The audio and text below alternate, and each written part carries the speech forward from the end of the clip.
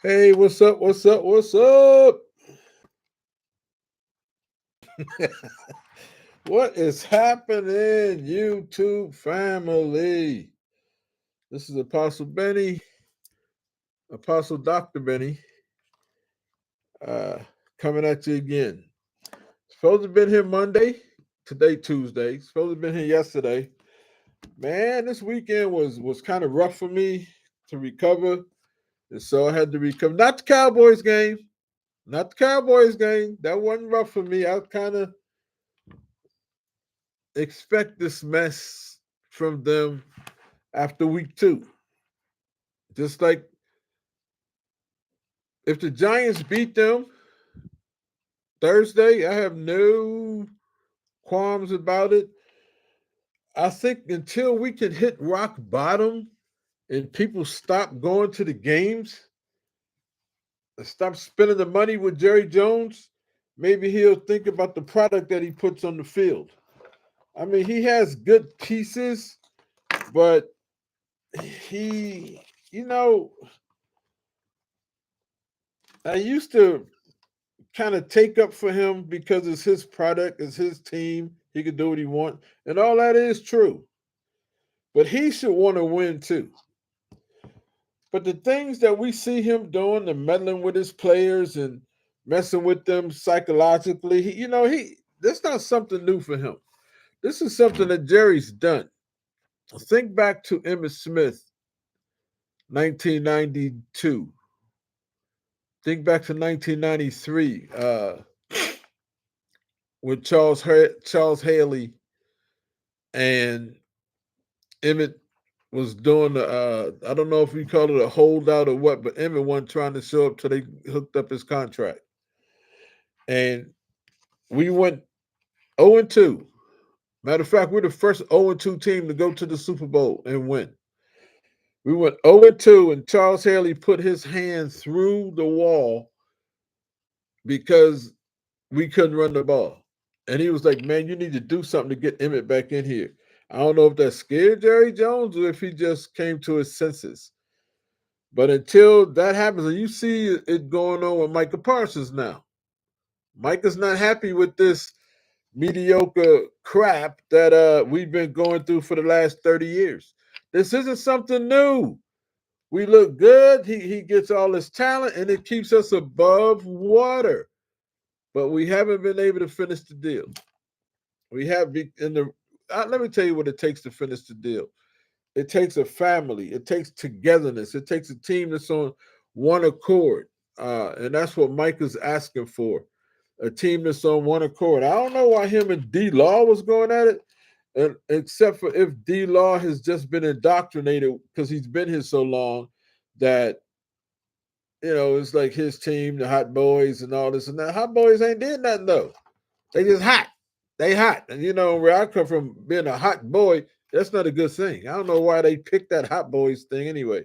I'm an older dude, so I don't know about what the new when he started his hot boys. Yeah, hot boys, man. This don't sound right to me. Don't sit right either. And I don't like the hot boys.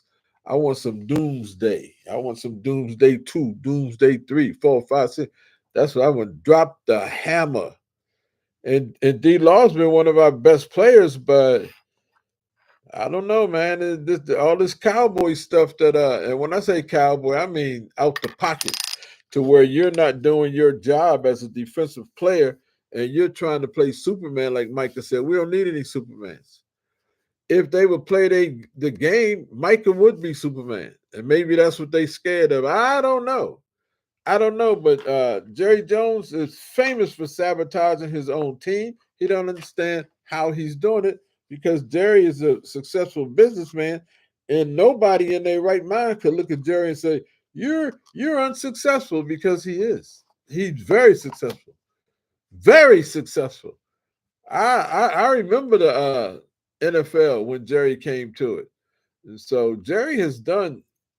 He's done things. He's helped the NFL get somewhere. He's made the marketing in the NFL. He took it to another level. So don't say Jerry Jones haven't done anything for the NFL. Now you want to talk about the Dallas Cowboys.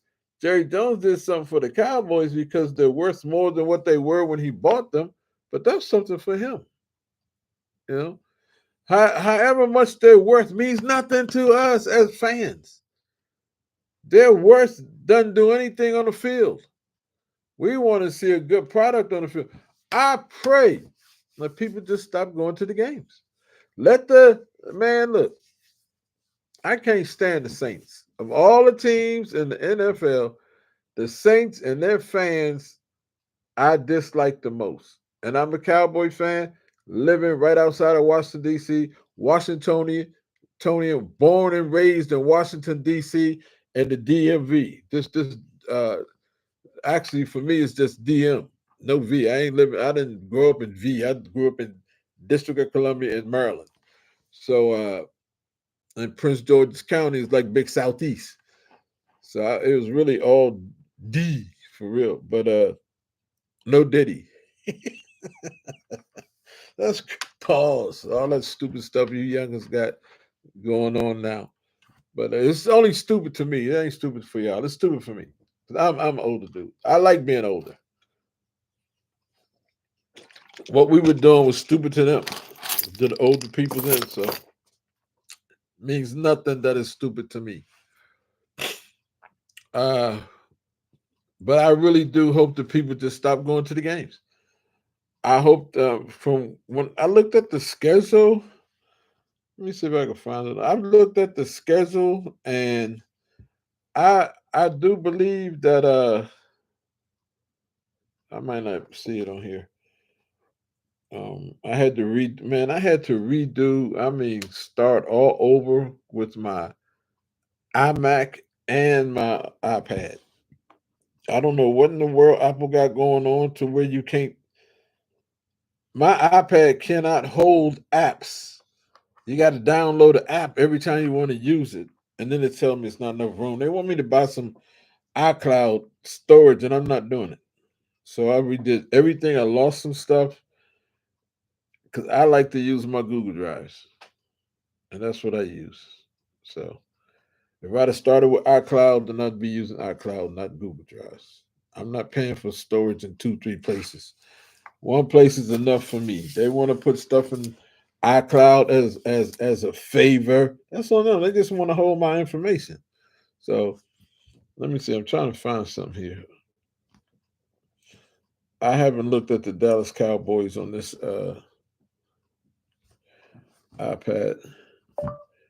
Dallas Cowboys schedule.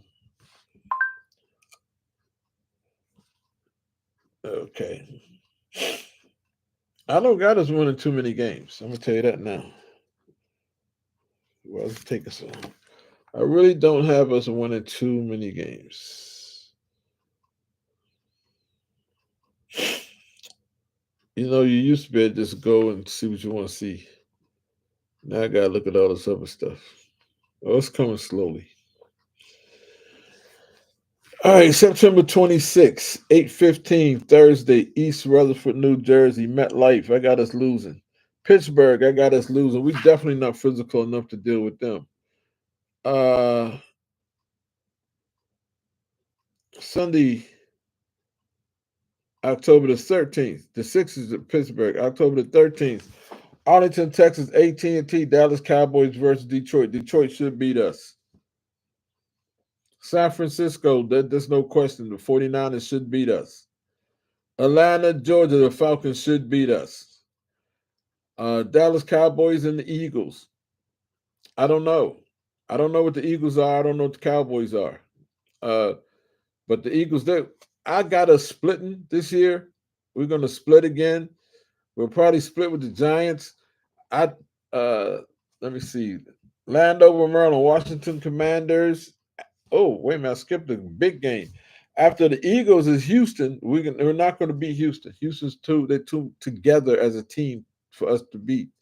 The Commanders, I think by then they're going to really be a nice gel team. They're going to whoop us too. They're coming to Dallas and they're going to get some of that revenge because we've been spanking them bad. We've been spanking the NFC East.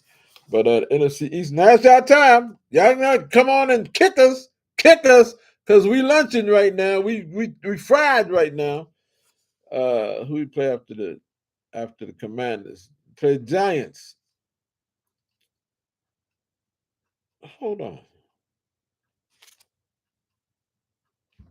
Why does it say we? Okay, but this is Arlington. Okay, but the way they got this, man, the last team used to be the home team. Dallas Cowboys versus the New York Giants. All right, we probably win that one. So that's one more win. Monday, Arlington, AT&T Monday night against the Bengals. I don't know because the Bengals look in shambles to me too. They look soft. We can beat soft teams. Uh, I don't know. Carolina Panthers. By then, who knows, man? If they got their stuff together, ain't no telling. Dallas Cowboys, Tampa Bay Buccaneers. I don't know about them either. You know, Philadelphia Eagles in Dallas, whichever one. If we won last time, we're gonna win. It's in Dallas. We should win.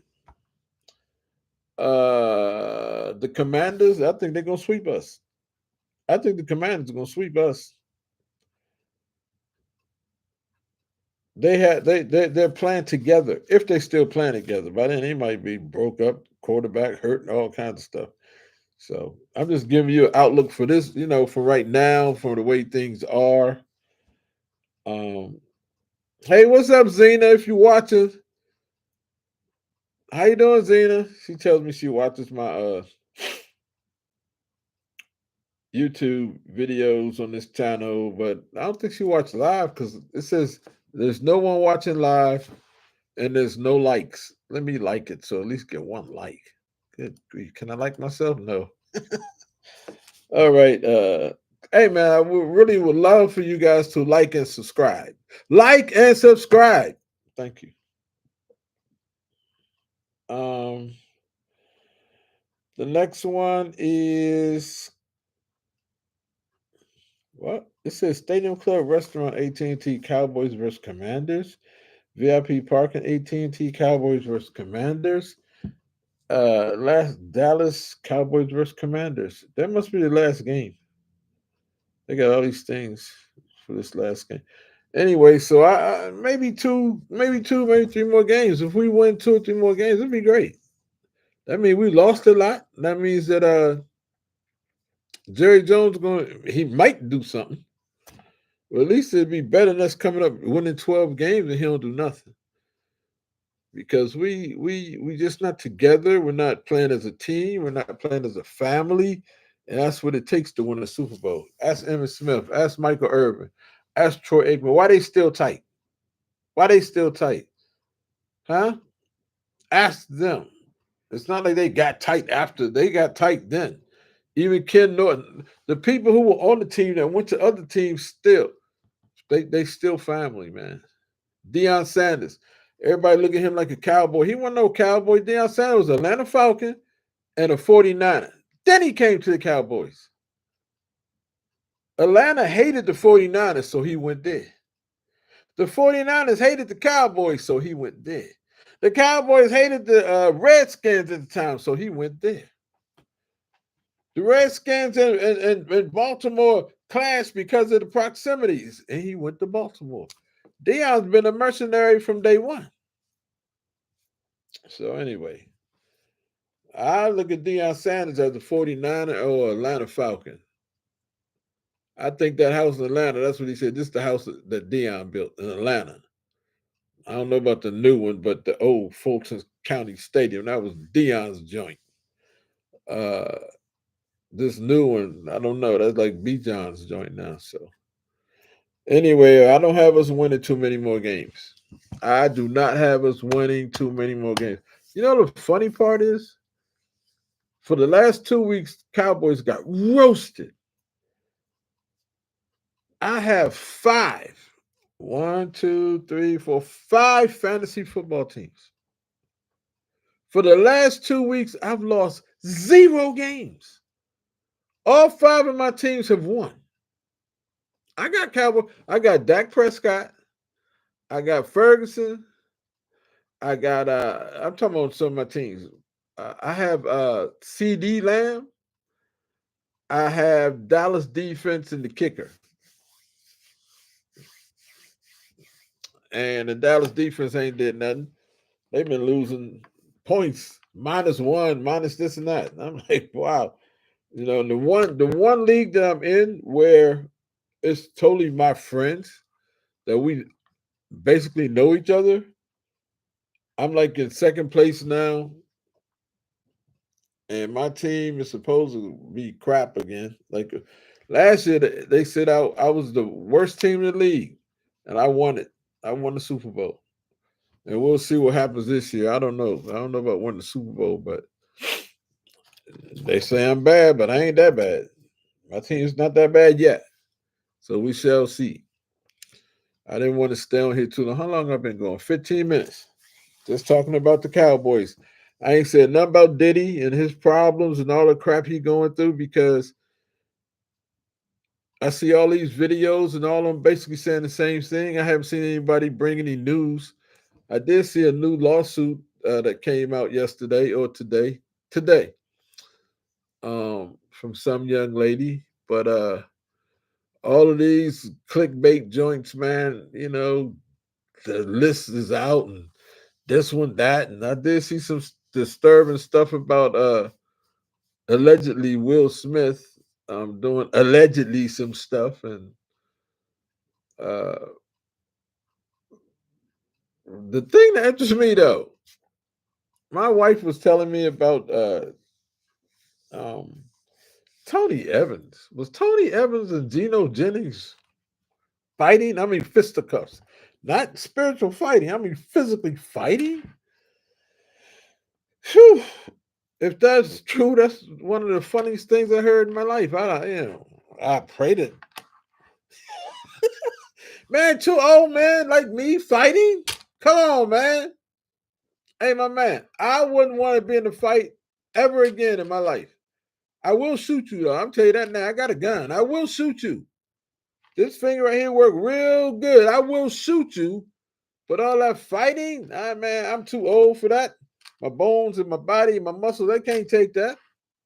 They can't take that. I'm not built like that anymore. I'm not trying to fight nobody. I don't even sell wolf tickets. But I will pump that hot lead up in you if you come to hurt me or my family. I have no problem doing that at all. I will send you to the Father or to your Father if we don't share the same Father, then that's where you'll have to go. But I said I'll send you there, but for real, you'll send yourself there. So just leave me alone, man. I'm not messing with nobody. Can't we all just get along, as the great Rodney King said? So I have nothing to say about Trump. I have nothing to say about the Democrats, the Republicans. I have nothing to say about Diddy. I just wanted to come on here real quick because I don't want to. I think I'm scared when the Cowboys get. Look, when I was a kid, I used to cry when the Cowboys lost. It was traumatic. Now it's just the way of life. You understand? The Cowboys used to be winners, man. I don't know how we still collecting fans when they ain't did nothing in 30 years. How you still? Why you jump? Unless you maybe it's because you're born in Dallas and y'all. To me, that's the stupidest thing. The dumbest thing to me is that because you're born somewhere, you're their fan. Now we could talk about that. That'd be a good topic to talk about. Being a fan of a team because you live there. Let me give you my reason why I don't believe in that. I'm a Cowboy fan. I was born and raised in Washington, D.C., in the DMV. I told you that. I've been a Dallas Cowboy fan since I was 9 years old. I fell in love with the Dallas Cowboys during a football game at RFK Stadium when the Cowboys came to play the Redskins. And back then, Charlie Taylor, Redskins running back number 43, Chris Hamburger, Redskins middle linebacker number 55, Ron McDowell, um, Bill Brundage. I mean, man, they offensive line. I don't think Butts was there yet. That was Reagan's team and all that. But the Dancing Bear was there, Ron McDowell and some more folks. But Pat Fisher, number 37, when I say the number, that's because they was one of my favorite players. I love Redskin players, never liked the team. Uh, number 20, what was that boy name? They call him Bird. He was a safety. Uh, man, Harold McClinton, number 41, Bass. He came to my school. He came to my junior high school. And I saw him and met him. But number 9, Sonny Jurgensen. Number 42, Charlie Taylor. Number 31, Charlie Haraway. Number 80, Roy Jefferson. I mean, they teams. I used to like the Redskins players. But as far as a team, it wasn't nothing like the Dallas Cowboys, man. They did that Landry shift. I fell in love with that. They ran people in motion. They was using computers when we couldn't even spell computer. They was just a high tech team in front, a cutting edge team. The Redskins back in the day, they was called over the hill game because George Allen was their coach. I used to tell you every coach in the league and every player, the assistant coaches, and all of that. I can't do that now. I barely know the coaches. I don't know the coaches for the Cowboys. I was going to talk about this will happen when you get this is old people thing. But I see a bunch of you young people doing the same thing. What happened to y'all? How y'all get old so quick? How is it that y'all? I ain't gonna say it. Anyway, we had Robert Newhouse, Timmy Newsome, number 44, number 30. Drew Pearson, 88. Drew Hill. No, we didn't have him. We had Tony Hill, number 80. Gene Fugit. This is our tight end. Belaine Nye, number 61. I wore 61 in school, high school. I played for Superman High School, Superman Rams. I went to a Bible college, Friendship, in Rock Hill, South Carolina. I played football for them for a game.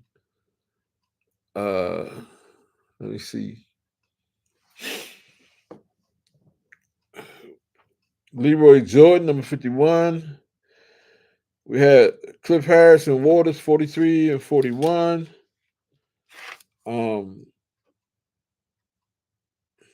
Hollywood Henderson, number 56. Man, our teams were like that. And the Steelers with Joe Green and them. And we lost to the Steelers 2 times in the Super Bowl. I cried once. Jerry Smith made me want to kill him. I cried. Championship game against the Redskins, I cried. And then I started getting older and got into other things, and girls and all this other stuff kind of took over. But I've always been a Cowboy fan, and this is my whole thing is like this.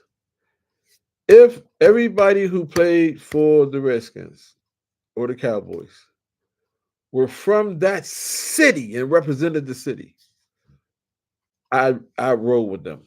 But because they from all over the place, they not from DC. Most like a lot of Cowboy fans play for other football teams now. So they're a fan of that team because they play for them.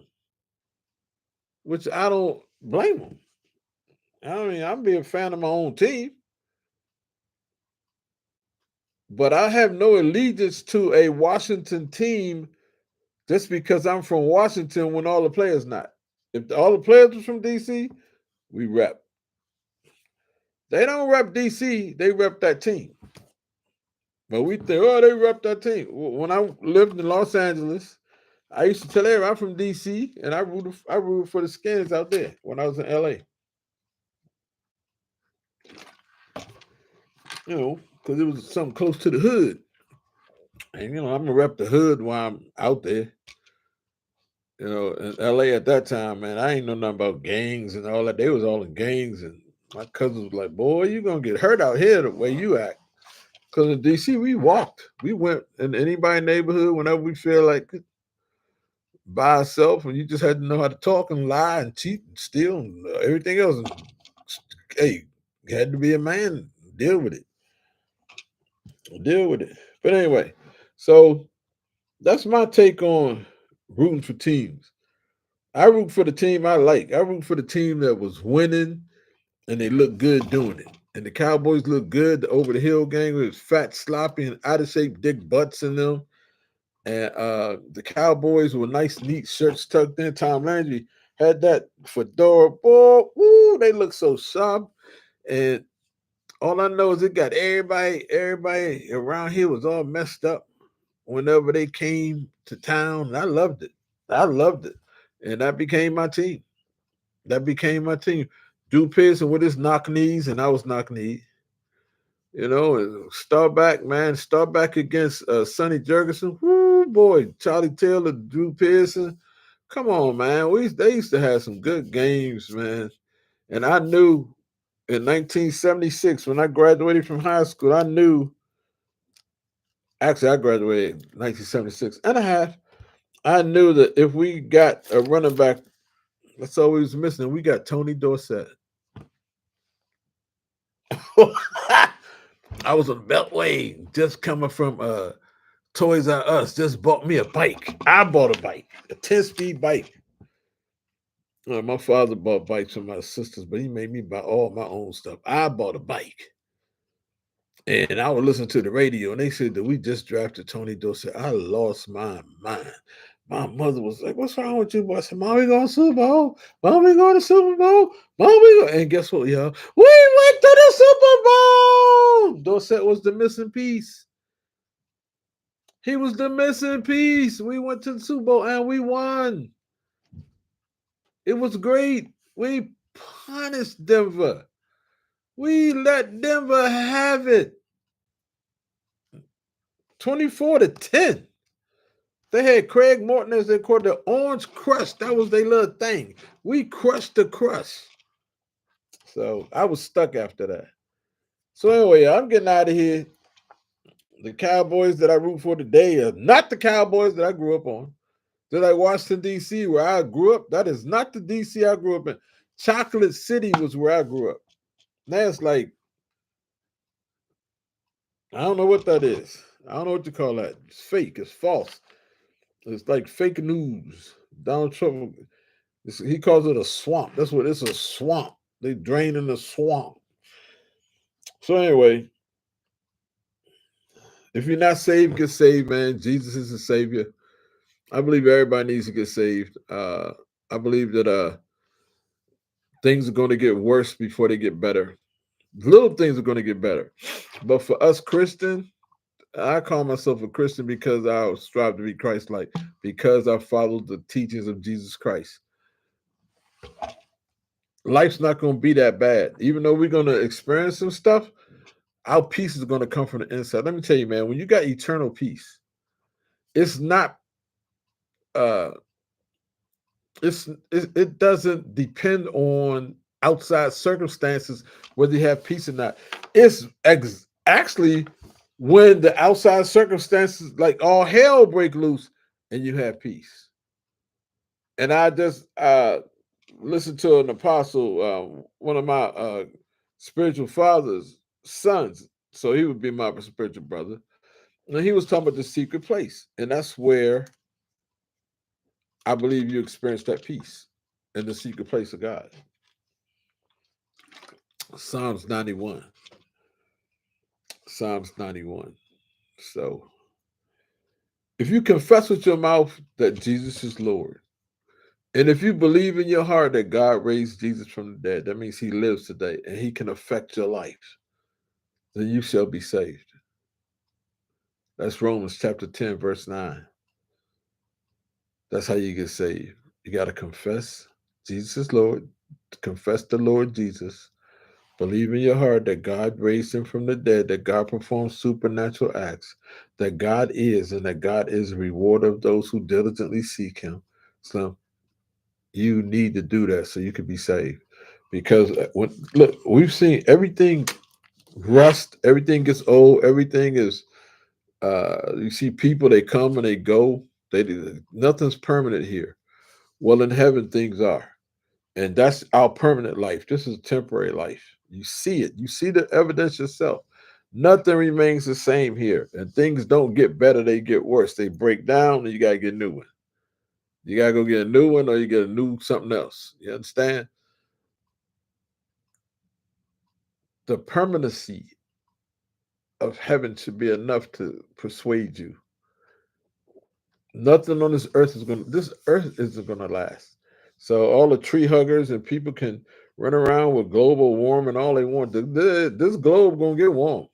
Oh, it's gonna get warm, and there's nothing you can do about it. Nothing you can do about it. It's gonna catch on fire like the head of a match, and that's gonna be that. And guess what? If you're saved, that fire is not gonna affect you. All that fire do to you is purify you and make you better. It's not gonna end your life. Your life doesn't end up in the lake of fire. You want to learn more about that? Come on down to 2725 Old Washington Road, Unit C, to Disciples of Yeshua Deliverance Ministry. That's where I preach. That's where I teach. You want to learn the Word of God? Come down there. All right. Well, I'm gonna get out of here. It is now 9:48. I've been on here for 31 minutes. Woo! I'm checking out. So I'll see y'all after. Who did I say who we play next? Man, this is ridiculous. I used to know stuff. We play the Giants. I'll see y'all after the Giants game. Oh, that's Thursday too. So we play Thursday, then Sunday. I get to kick back and I gotta work Thursday. I don't know what. Hold on, y'all. Let me find out one other thing I need to find. Hey Siri, Mhm. who's fighting the UFC this weekend?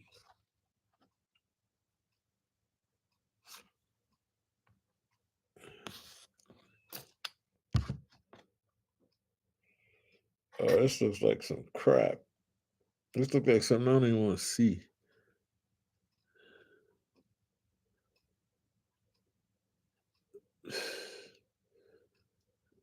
Four, five. Oh, Max Holloway fighting? I might have to watch Max Holloway, but he's not the headliner. He's not the it's not the main event. So I'll watch Max and I'll go to sleep. What? Brandon Moreno's fighting? Wait a minute, man. Hold on. Wait a minute, y'all. Let me look at this because this don't sound right. Upcoming UFC. Hold on. This is 28th, not the 5th. Okay, the 28th. Let me see this fight.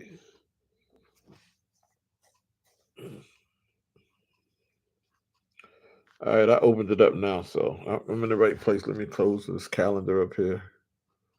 I had to click on it because they were just showing me events. Trash. Brandon Allen. I'm not calling the people trash. I'm just telling the fights are trash to me. I don't want to see him. Trash. There's nothing I want to see. So I'll look. I don't have to stay up to watch UFC. After service, I can get myself together and go home after I have my meetings or whatever. I can go home and go to sleep. At 4 o'clock, I get up 4 a.m. in order to go up to Zion to work. I work all day Sunday, 4 services for Pastor Keith Battle at his church in Greenbelt, Maryland. So I'm trying to get used to this beard.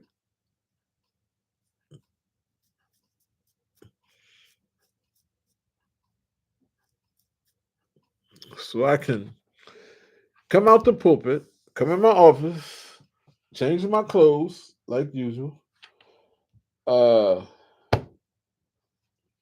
eat some lunch or brunch, and go home and kick my feet back and watch games with no, well, it's college, it'll be college. So I could watch that or look at YouTube like I usually do. I'd rather watch YouTube. Man, I watched uh the football game the other night, man. The commercials are, there's too many. I can't take it. I can't take watching regular TV. That's why I got off the grid. I use a Nvidia Shield and I stream everything. I don't watch. Man, it's wild. Because I watched on Peacock, I watched on Amazon, and man, it's just too many commercials. Regular TV. I don't know how y'all deal with that stuff still. I can't deal with that, man. It's just too many. Boy, I got 17,000 emails, 17,556 emails I haven't looked at. So I need to delete 17,000. No, why would I want to connect? So anyway, I'll catch you guys later. This is Apostle Benny, Disciples of Yeshua Deliverance Ministry, the Dallas Cowboy fan. Hopefully, when I hook up with Marty, we get our stuff together. Uh, I'm probably gonna go ahead and invest in StreamYard or something so I can pull him in because he lives in Florida, but we're gonna do this thing and he'll be able to say some stuff every now and then, because Marty got opinions. He got opinions. Me and Marty, we've been friends for wow, almost 30 years now. It's been a long time, man. Over 20. So it's been a long time. Marty's like outside of the guys I grew up with, like my best bud. I say outside of them because they're like family to me, but he's like family to me too. It's just that I didn't grow up with him. Not from the time I was 9 years old, like I did with these other dudes.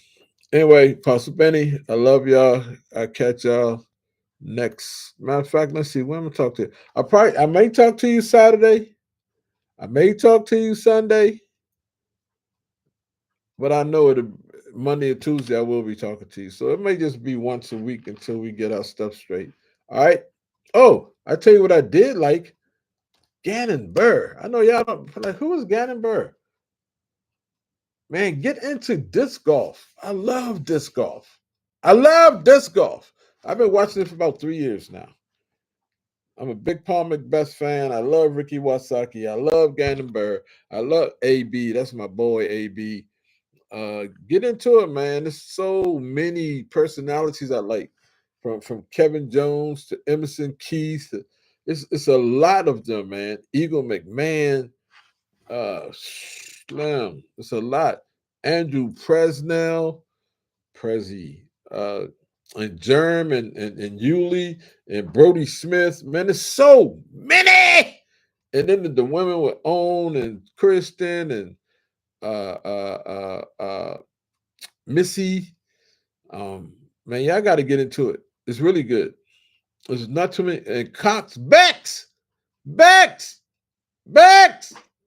Cox, man. She's the only black girl that I know of that she be smoking too. Bex, it's my girl, man. I be rooting for Bex to turn it up. She's doing pretty good though. All right, y'all. I'll catch y'all. I gotta get out of here. Peace.